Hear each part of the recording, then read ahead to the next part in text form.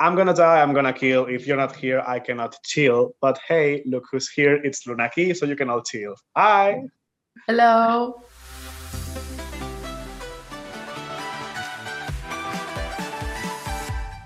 Luna, how are you doing? Benidorm Fest is just 1 week away. How are you doing? I'm doing fine. I'm trying to be calm and ready, getting strong. And getting all ready for your performance, which is going to be the first one ever on any Benidorm Fest. How are you? How did you receive the news that you were opening the first Benidorm Fest ever? Um, I didn't know how to feel. Like it was very emotional because I didn't expect it. I thought I was going to be one of the last. I don't know. That's how I had pictured it. So it was like a great news. But then I talked to my family, and my grandmother said that it was like iconic that I was opening that. So uh, I felt really happy because I think it's like hello to the new generations, Mhm. and it's a big opening. So I think it's very cool. So the fact that you're first in the running order makes me think that maybe your staging is quite it's quite complicated to stage, and you have to have time before. Am I right, or am I not? Um, I think it's gonna be quite minimal. Hmm. Like you think there's gonna be like big stuff, but I think it's gonna be like very minimal, just like the necessary. Hmm. Okay. So it's just going to be you alone, or there's going to be more people on stage? Um, I still don't know. Like I think it's gonna be like me, myself, and I. And that's more than enough. So Luna, the story behind Boy Morir is quite a story actually, because the song was born in a wardrobe. How was that? Yeah. Like 3 years ago, I wasn't like on this professional music career. I was just like starting my first steps on like the art industry.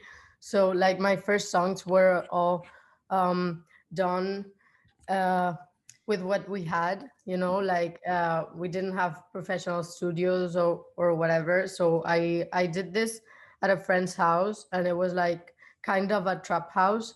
Mhm. And we used to make music just for fun. So this song was not made for the big public or anything.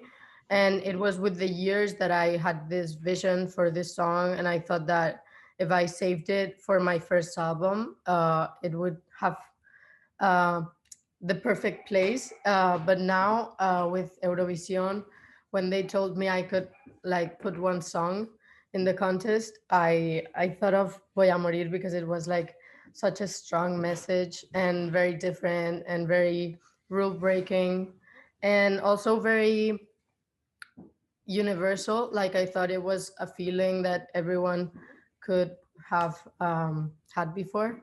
Mhm. No sé. So the thing is, can you please explain to our readers at wiwibloggs.com, who are mostly English speakers or non-Spanish speakers, what are the lyrics of Voy a Morir about? Oh, Voy a Morir is like a toxic relationship between two people who love each other and don't conceive living without each other. So it's like toxic love, and it's something that we all go through. That's like what I think, or most of us go through. And it's for me it's never happening again, because that was once in my life. It was my first love. It was so toxic, so bad, and so strong. And these intense emotions are what inspired me for this song. But it's not something I would allow in my life right now, because like it's too strong, too toxic. And that's what this song is about. And maybe it's um like a song I'm singing to the feeling for, because I have to empower myself after I'm going through that heartbreak. So it's like a way of revisiting that, but like forgetting that as well, isn't it? Isn't it? Yeah. Mm. Yeah, and like dancing to it and having fun. It's a great message, actually. So, Luna, one of the most important parts of your artistry as well are all the looks, all the aesthetic. Actually, I love your. Is it a shirt? Is it a dress? I don't know what it is that you're wearing right now, but It's a shirt, it's a shirt. Yeah. shirt, like high neck, Hmm. and this. It's from my friend designer from London. He Hmm. sent me some pieces. So, So, what's your luggage for Benidorm Fest going to look like? Can you tell us a little bit? oh, I think it's gonna be like big boxes with a lot of stuff.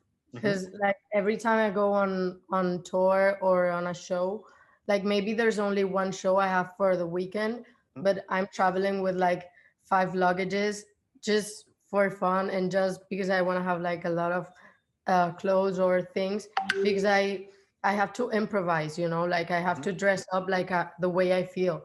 So it's very hard for me to decide what I'm going to wear like days before. So Hmm. I'm gonna go with everything and see what fits.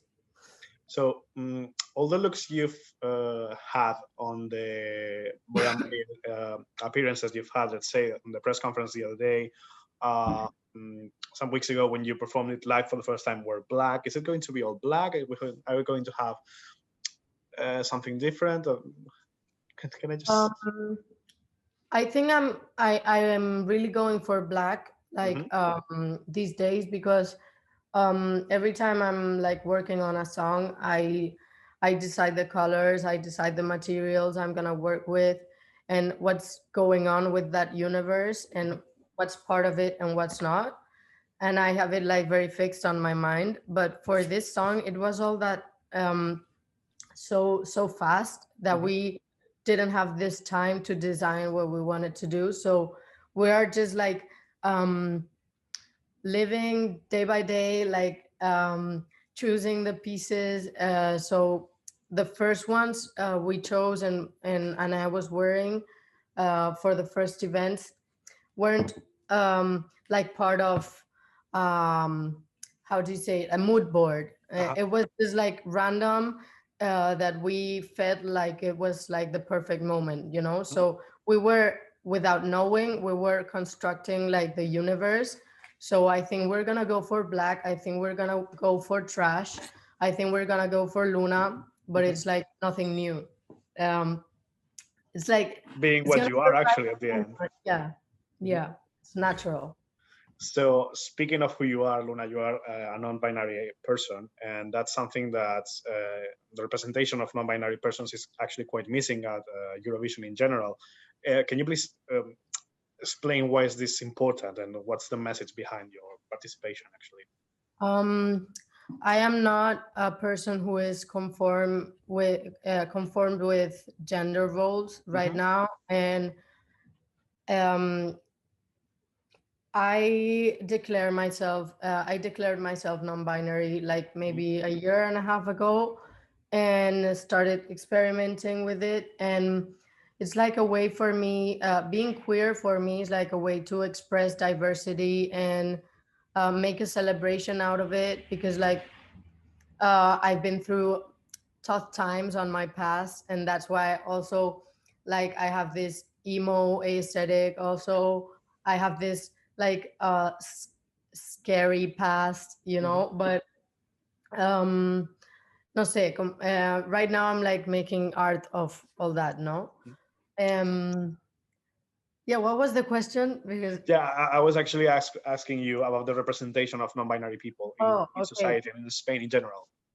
Yes, I think it's very important that we bring somebody who is queer, who is Hmm. LGBTQ plus, um, to all these places because I think there's a lot of talent Hmm. and a lot of artists who are from the community, and most of the times, like we are used to see like um, cis hetero Hmm. boys, and it's like tiring, because that's not everything, and there's a lot of us who are making like good shit, and we are making a community. So that would be so nice to have somebody from the community in a contest like this.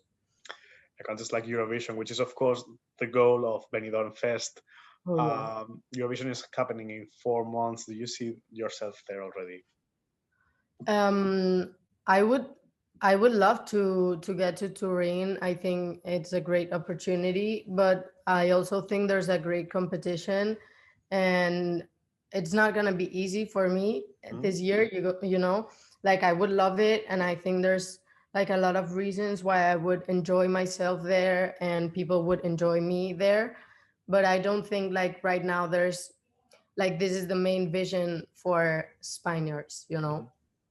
So it's like actually hard for like the general Spanish society to accept your proposal, for example. Yes, it's not just like the way I dress or the way I express myself or my identity. It's not that I don't think they're ready for that, but for like the whole thing, for the whole show, for my music style, my the way I process my voice, I don't think there's like just one thing why it's weird. I think there's a lot of things on my proposal Mm. that are crazy and are hyper and are very futuristic. Mhm. So I Or would love actually, to see my mm, proposal. Yeah, most of but those actually just break everything we had seen before, and that's something that's quite unusual to you. We're also talking about the voice. People were wondering if you were going to be allowed to use the voice processor at live. Is it going to be like that? Are you going to be able to use it?